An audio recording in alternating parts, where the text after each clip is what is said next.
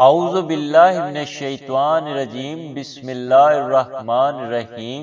السلام علیکم محترم سامعین، کیا آپ جانتے ہیں کہ تاریخ کی ابتدا کب ہوئی اور کائنات میں کتنے آدم آ چکے اور ہم کس آدم کے دور میں زندگی گزار رہے ہیں؟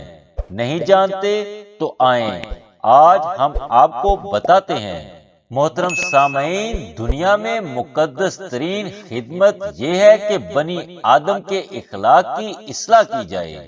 اس مقصد کے حصول کے کئی طریقے ہیں، مثلاً واعظ و نصیحت کے ساتھ فن اخلاق پر کتابیں لکھی جائیں، لوگوں کو نیکی کرنے پر مجبور کیا جائے اور بدکاروں کو سزا دی جائے۔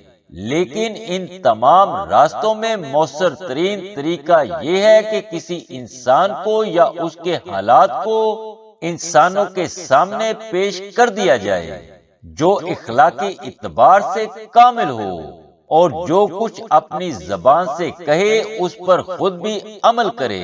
یہی اصول قرآن کریم نے پیش کیا ہے۔ تحقیق تمہارے واسطے حیات رسول صلی اللہ علیہ وسلم اچھی پیروی ہے۔ محترم سامعین، یہ بھی ایک مسلمہ امر ہے کہ دن کی قدر نہیں ہوتی اگر رات نہ ہوتی، دھوپ اچھی نہ لگتی اگر سردی نہ ہوتی، آرام کی عزت نہ ہوتی اگر تکلیف نہ ہوتی، کھرے کا پتہ نہ چلتا اگر کھوٹا نہ ہوتا، نیکی کی قیمت نہ ہوتی اگر بدی نہ ہوتی، سچوں کی پیروی نہ کی جاتی اگر جھوٹے نہ ہوتے۔ پس معلوم ہو گیا کہ ضد کا پایا جانا ضروری ہے۔ پس ثابت ہوا پیروی کرنے کے لیے جہاں نیک اور صالح اشخاص کے حالات سے عوام کو آگاہ کیا جائے، وہیں برے اور جھوٹے لوگوں کے حالات سے بھی عوام کو آگاہ کیا جائے تاکہ وہ ان سے بچ سکیں۔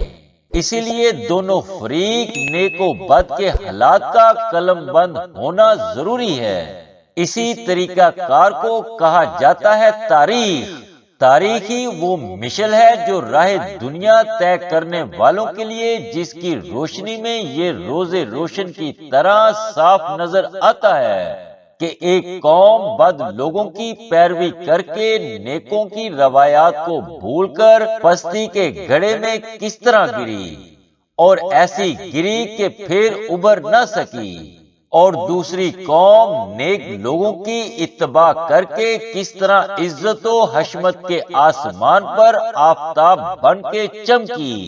تاریخی یہ سبق دیتی ہے ان غلطیوں سے بچو جو ان کی تباہی کا باعث ہوئیں۔ تاریخی فقط ایسی مشل ہے جس کی روشنی میں انسان مختلف شاہراہوں سے ہوتا ہوا آخر اپنی منزل مقصود تک پہنچ جاتا ہے، بشرطے کہ وہ تعصب اور طرفداری کے جذبہ سے کام نہ لے۔ مثلاً ایک انسان کی زندگی خوبیوں سے بھری ہوئی ہے اور کامیاب زندگی ہے، لیکن اس کا تعلق ایک ایسے مذہب سے ہے جس کی پیروی تمہارے لیے قابل قبول نہیں ہے، اس لیے تم اس کی زندگی کے اہم اور سبق آموز واقعات کو از راہ تعصب نظر انداز کر دیتے ہو، ان سے فائدہ نہیں اٹھاتے۔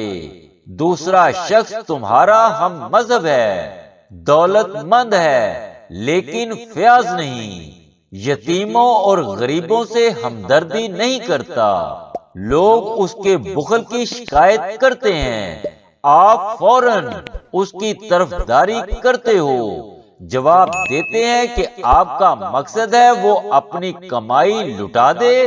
محترم سامعین، طرفداری کا یہ جذبہ انسان کے دل میں فیاضی کے خیالات پیدا ہونے نہیں دیتا، اس لیے تاریخ کے لیے لازمی ہے غیر جانبدار ہونا تاکہ خوبیوں کو اپنایا جا سکے اور زندگی کو بہتر بنایا جا سکے۔ محترم سامعین، یہ کہنا مشکل ہے کہ اس فن تاریخ کی ابتدا کب سے ہوئی، کیونکہ ابتدا میں لکھنے پڑھنے کا رواج نہ تھا، اسی لیے عہد قدیم کے حالات تاریکی میں ہیں۔ مورخین نے عہد قدیم کی تاریخ مرتب کرتے وقت ان چیزوں کی طرف توجہ کر کے تاریخ مرتب کی ہے۔ نمبر 1، کریمہ یعنی شہروں، قلعوں، شاہی عمارتوں، مقدس مذہبی عمارات کے کھنڈرات کے آثار، مجسمے، کتبے، سکے، اسلحہ، کپڑے اور اسباب زراعت وغیرہ۔ نمبر 2، منقولہ یعنی وہ قصے، اشعار اور مثالیں جو آباء و اجداد سے منقول چلے آتے تھے اور ہر زمانے میں اس کو یاد رکھا جاتا تھا۔ نمبر 3، آثار مطبوعہ یعنی کتابیں، اوراق، دفاتر کے کاغذات، قوانین، معاہدات، مذہبی رسوم وغیرہ۔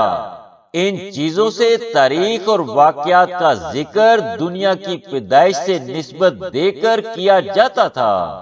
مثلاً یہ واقعہ پیدائش دنیا کے اتنا عرصہ پہلے یا اتنے سال بعد ظہور میں آیا۔ تاہم جب طوفان نوح آیا تو لوگوں نے پیدائش دنیا کو چھوڑ کر اس واقعہ کی طرف نسبت دے کر تاریخ مرتب کرنا شروع کر دی کہ فلاں شخص نے فلاں شخص کو طوفان نوح سے اتنے سال پہلے قتل کیا، یا فلاں بادشاہ نے فلاں سلطنت کو طوفان نوح کے اتنے سال بعد اپنے قبضے میں کیا۔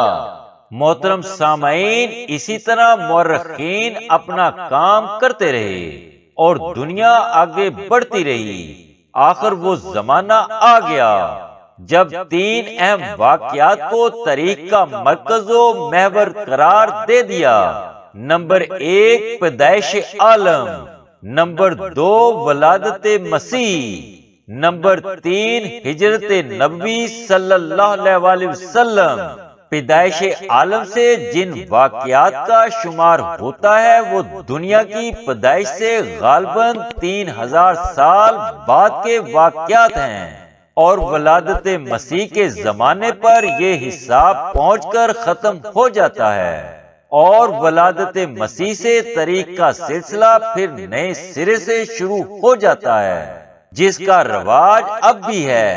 اور ہجرت نبوی صلی اللہ علیہ وسلم کی ابتدا حضور کی مدینہ میں تشریف آوری سے شروع ہوتی ہے، جس کا سلسلہ اسلامی دنیا میں جاری ہے اور ہمیشہ جاری رہے گا۔ محترم سامعین، کتاب دورس التاریخ کے مطابق حضرت مسیح کی پیدائش سے 4000 سال قبل پہلے انسان حضرت آدم علیہ السلام پیدا ہوئے، اور بعض کا خیال ہے 6000 سال پہلے، اور یہ بھی خیال ظاہر کیا جاتا ہے کہ لاکھوں سال پہلے۔ اور جب تاجدار منبر سلونی حضرت علی ابن ابی طالب علیہ السلام سے پوچھا گیا کہ دنیا کی ابتدا کب ہوئی، تو آپ نے ارشاد فرمایا، شاید تم لوگ یہی خیال کرتے ہو کہ رب العالمین نے صرف اسی عالم اور آدم کو پیدا کیا۔ نہیں، بلکہ رب العالمین نے اسی طرح کے 10 لاکھ عالم اور 10 لاکھ آدم پیدا کیے ہیں۔ تم سب سے آخری عالم اور سب سے آخری آدم کی اولاد ہو۔ محترم سامعین، اس فرمان کے بعد اب یہ تعین کرنا دشوار ہے کہ دنیا کی ابتدا کب سے ہوئی، اور یقین کے ساتھ دنیا کی ابتدا کے متعلق وہ عرصہ قائم نہیں کیا جا سکتا۔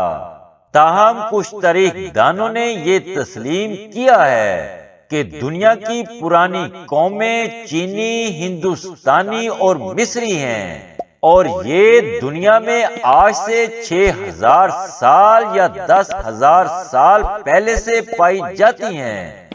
محترم سامعین، آج تک کے لیے بس اتنا ہی۔ ہم مزید معلوماتی ویڈیوز کے ساتھ آپ کی خدمت میں دوبارہ حاضر ہوں گے۔ تب تک اپنا، اپنے دوستوں اور عزیز و اقارب کا خیال رکھیے گا۔ والسلام۔